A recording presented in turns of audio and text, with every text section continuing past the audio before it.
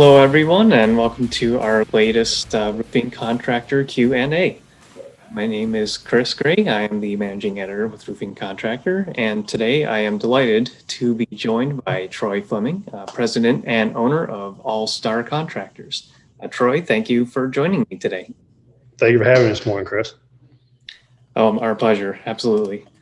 And now, so could you just tell me a little bit about your company, what All Star does, when it was founded? All Star Contractors, I founded it in June of 2003. Initially, we started off doing roofing, siding, and gutters, primarily new construction. So we had a little workforce and some cash flow, of course, and then we did residential work as well.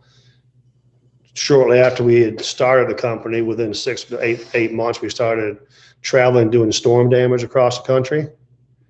And in December of 2006, we actually did our first military housing prioritization initiative work up at Fort Drum, New York. And we've pretty much been exclusively doing military housing ever since. All right, yeah, perfect. Now, you didn't start out in roofing necessarily, so could you just tell me about your journey into the roofing industry? Yeah, roofing, I got into roofing kind of in a roundabout way. I'd served with an individual in the Marine Corps who was from the Nashville area. We became friends, and I'd visit him a couple of times. So upon myself getting out a couple of years later from the Marine Corps, I decided to get away from the cold winters in upstate New York and move to Nashville. When I got here, he had been working for a distribution company supplying a up and coming company that was doing gutters, actually. So they had grown to a point where they needed an outside sales rep, and that's where I got into the construction field, was through a gutter company. And then from there, we picked up vinyl siding, started doing siding and gutters. Well, a hailstorm had occurred, and when that hailstorm hit, and I was trying to learn how the insurance process works, I realized that if you could get 3 trades, which back in those days they would consider roofing as a trade, then you would get additional overhead and profit. So I figured, why leave 20% on the table if we can just learn roofing? Then we go ahead and have our 3 trades typically from that storm. Now, it sounds like it was bringing a lot of the ropes as you were on the job, but I imagine that your military background may have helped you out in your business. I don't know if you could tell me a little bit about that. I think the military definitely helped out, and I think especially early on, you got to think back, it was 2003, right? So times are different in 2021. But back when I had started, I still was freshly out of the military, and I think everything was based on honesty and then presentation. So we were one of the few that I mandated in my sales reps and myself that we wore khakis and collared shirts. That's a little awkward for some people on new construction job sites. I think you're the police officer or somebody coming on site, right? But all of our trucks were lettered up from day one. I didn't have an answering service because I felt that answering service was very unpersonal and didn't have, the touch. So we did that. So I think clean shaven, had no facial hair back then. Collared shirts, total presentation was the key. And then as we went through, I think being in the military, the traits and characteristic traits, and some of the ones I always tell my guys now is that, you can delegate authority, you can't delegate responsibility. If it's their responsibility, they're paid to get it done. They can have somebody below them do it, but they need to follow up to make sure it's done. And another thing is integrity. I think if most roofers are being honest, nobody's getting up on the roof. Most people are afraid of heights to begin with. So a good job versus a bad job, and in my opinion, is, does the roof leak? Well, there's lots more to it than that. I mean, was the job done correctly?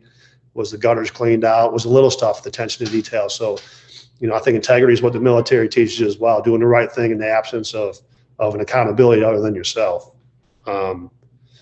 Military, of course, being a melting pot. I think people typically stay within their circle of interest. If you're an artsy type of person, you hang around people that have common grounds. If you like to hike, you hang around hikers. Well, saying that, the military is all about taking multiple cultures and people and backgrounds and economics and making everybody one. That's why they put you through boot camp, depending on how old you are, is either boot camp or basic training. But once they put you through basic training, they're making you become one so you can operate towards one common mission. So in having that military background, I think that's helped me talk to vendors around the country, because different areas have different jargon or different ways of doing things. as well as employees and clients and just customers in general.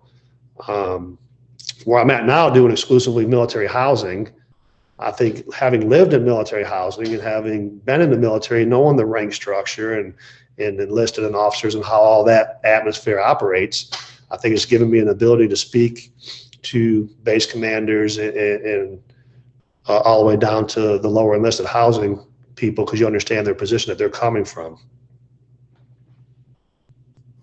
Well, excellent. It sounds like it gave you a really well-rounded background to basically tackle any project and any challenge that comes your way. But speaking of challenges, I can imagine that there's some challenges working exclusively on military bases. Could you tell me a little bit about kind of what you've seen and what you've experienced? I think when you ask that question, there's only really one thing. Well, there's a couple of things that come to mind, but the hardest thing about working on a military base is getting your employees vetted to get on that base. So obviously the military has security protocol, and depending on what military base it is, they have a different protocol. So the typical background check to get on base is 7 years. We've been on military 7 years and then 50 state background check. Well, we've been on bases where they do a worldwide background check, and it's for a lifetime. So it never falls off. So if somebody's 45 years old and they had a bad night when they were 20 years old, it could haunt them as far as work goes. So I think vetting is probably the number one thing. When you ask that question, I don't think it's really the base that is the challenge. I think choosing to do multiple bases like we do is our challenge, because we're always retraining new employees. Not everybody wants to move as you move from Colorado to New York to North Carolina to Washington or whatever. So, and then each area you go to has its own building codes for that area that's a little challenge. And then you have to set up an office and warehousing. So not as much the base. I think the base itself, I love talking to the people. I love hearing their background because they're from different areas, right? We were doing a retired colonel's roof in 2019 at Cherry Point, North Carolina. And it was right before Thanksgiving. And his daughter came in from out of town to visit him. And I was just wrapping up his house and I was leaving. And she goes, "Excuse me." And I said, "Yes, ma'am. Is something the matter?" And she goes, "No, I just want to let you know that you did my roof at Peterson Air Force Base 2 years ago." So I thought that was kind of interesting that she just happened to be visiting her dad at the same time we were doing his roof as well. So I think something that may be petty is if you had to pick something, I guess, to be a downfall to a military bases, we all live on this rule that you have a 5 or 10 miles per hour over the speed limit before they pull you over.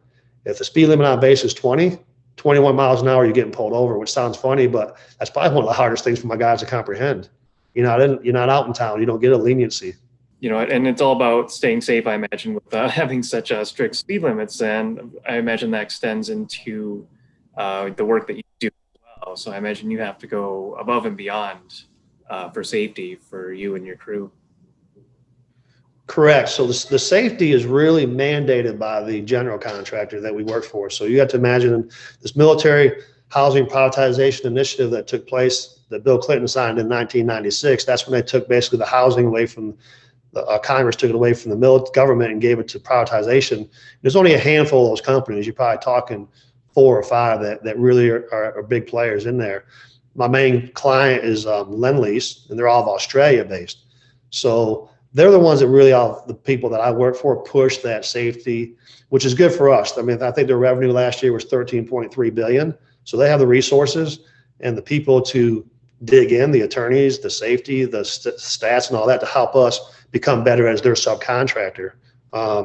Just some bullet points. I mean, if you come in as management, we have anywhere from 8 to 10 certifications that you're going to go through prior to ever stepping foot on the job site. It may be OSHA 30, OSHA 10, depending on your position. We work at height, so you have to have an OSHA fall protection training class. You have to have a OSHA hand/power tool class. You got to have a first aid, CPR, defibrillator training, and then any equipment that we operate, you have to be licensed on that. So it's not a matter of showing up on Monday and start work on Tuesday. We got a good week or two for some individuals to go through, and then mandatory PPE for everybody. hard hats, Z87 safety glasses, cut level 3 gloves. We don't let anything below a cut level 3 because we're working with gutters. We're working with metals on the siding portion of the house and flashing for the roofers and stuff like that. Class 2 high visibility. So you make sure you have reflective visibility on. So you're not wearing one of those old orange that used to be a high vis. It's now not high vis at all, right? And then boots and stuff like that. But we go a little bit excessive on the safety side of it, which most roofing companies, I'm going to assume, probably don't unless you're doing commercial roofing.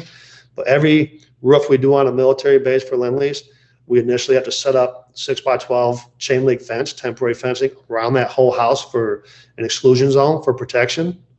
And then as well as put up scaffolding above either the garage entrances or the doorways to allow access for the resident in and out of their houses while we're working overhead.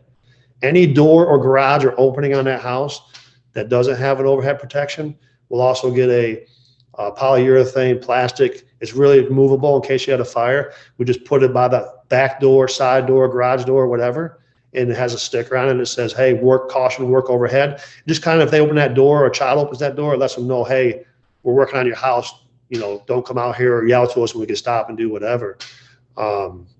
That's just the stuff on the ground.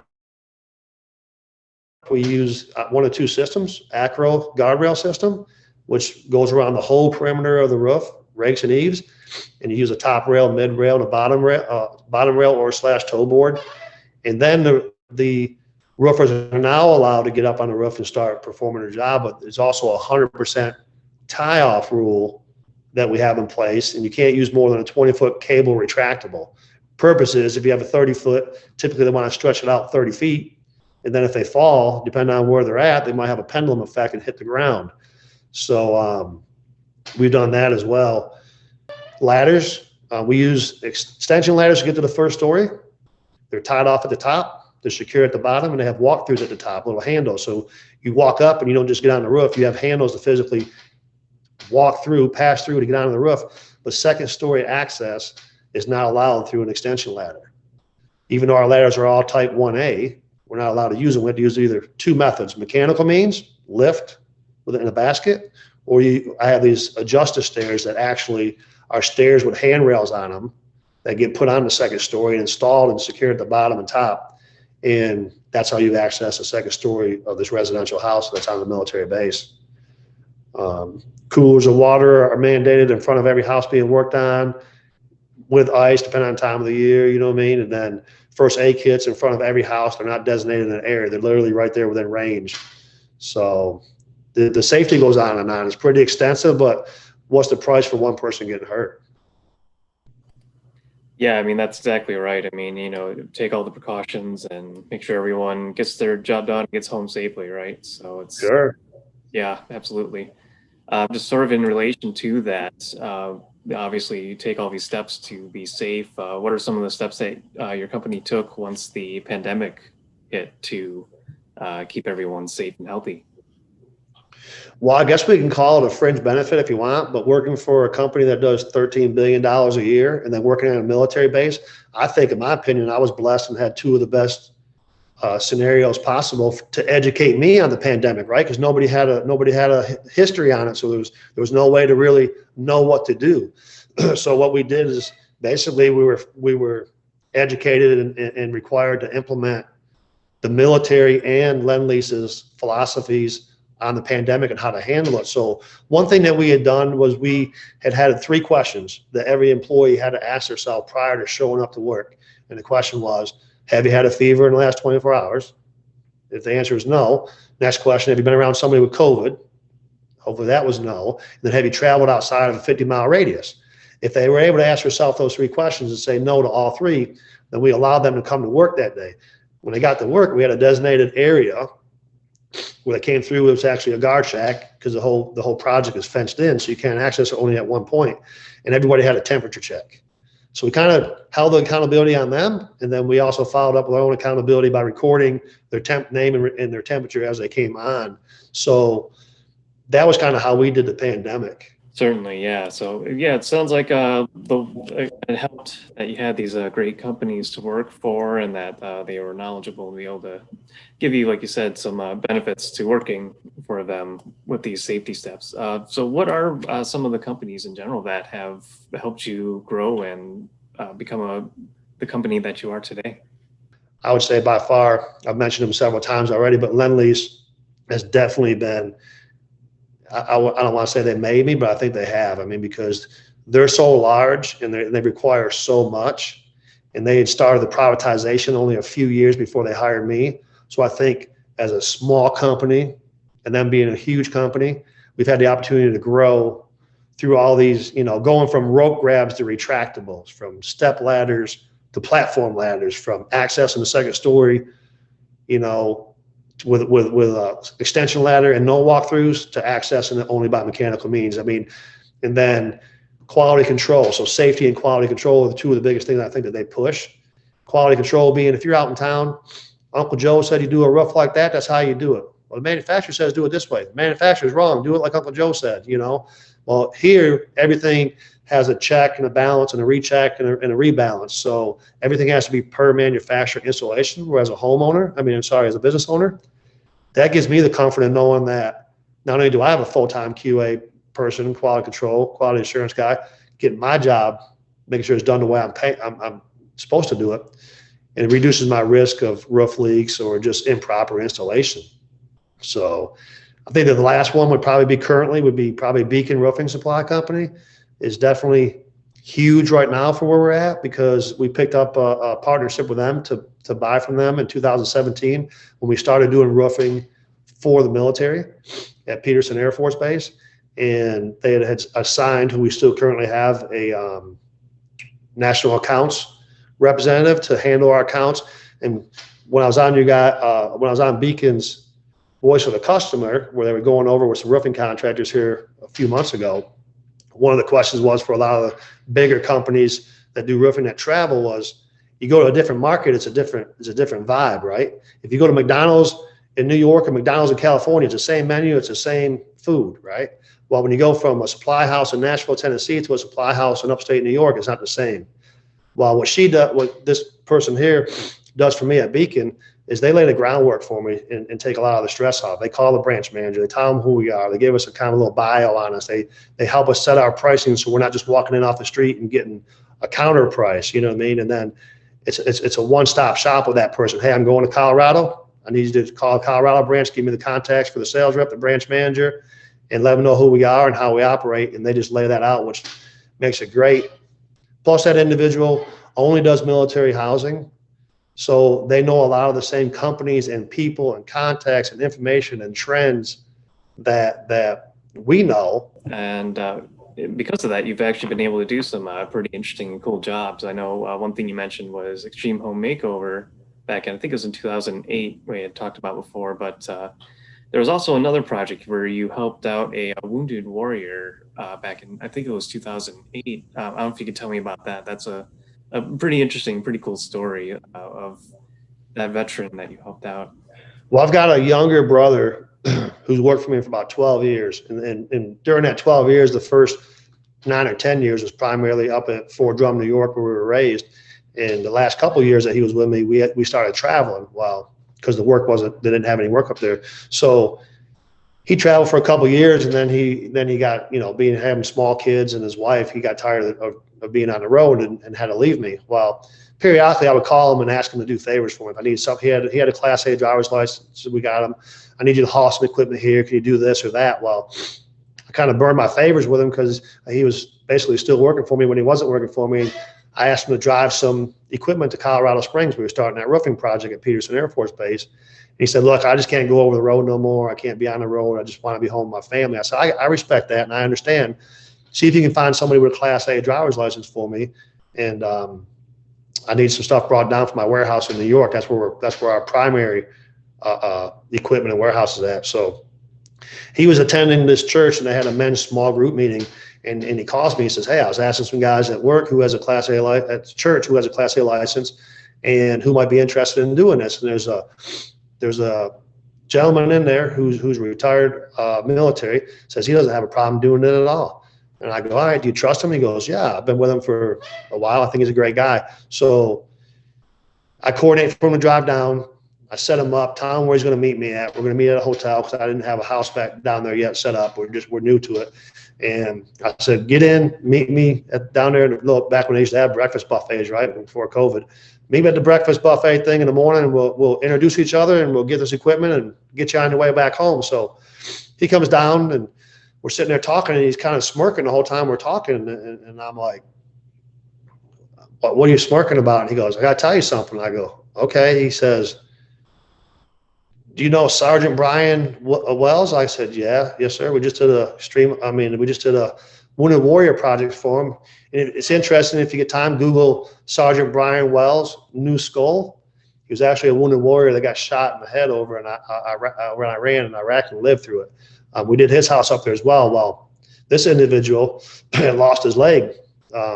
Staff Sergeant Roy Mitchell, the one that drove the equipment down to me.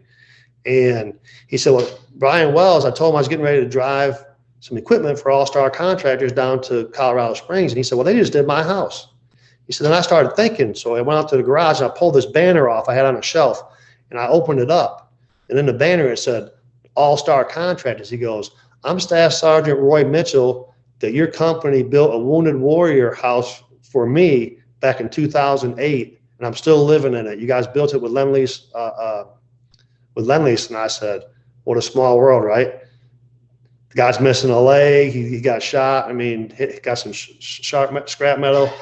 And we've used him several times to haul stuff and formed a friendship now and stay in touch when we're up there working and stuff. It was just a small world. All right, excellent. Then, yeah, thank you so much for taking the time to talk with us. We really appreciate it. All right, Chris, I appreciate you guys. Have a good day. Thank you. And thank you all for watching. And if you want to enjoy more videos like this and other news and information about the roofing industry, please visit roofingcontractor.com and sign up for our newsletters and our new e-magazine. Thank you all.